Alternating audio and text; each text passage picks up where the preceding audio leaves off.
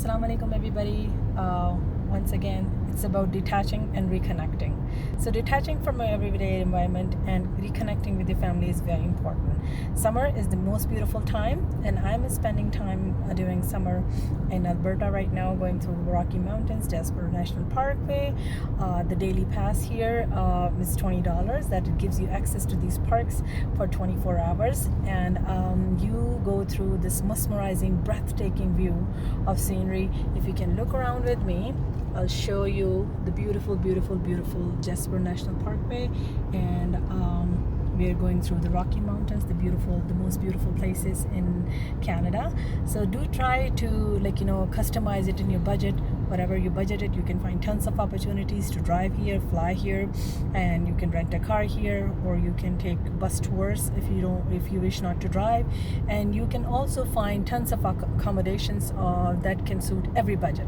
Do try to visit Alberta at least once, and you will find it as a great place to reconnect with your family. You can draw, you can sketch, you can do the photography, you can do the videography, and your teens, your children will enjoy the best time here. They can do tons of activities. They can do they can go to hot spring.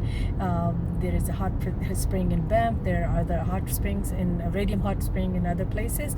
Jasper is full of natural beauty and tons of activities, campgrounds and all that, and they have wonderful travel advisory and all that, information center.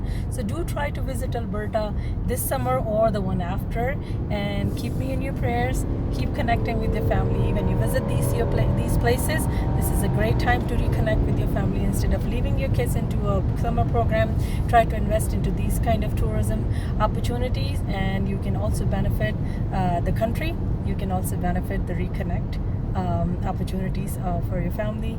Keep me in your prayers. Write to me, contact at farinasiddiqui.ca, or like and subscribe my channel YouTube, and leave a comment. Assalamu alaikum.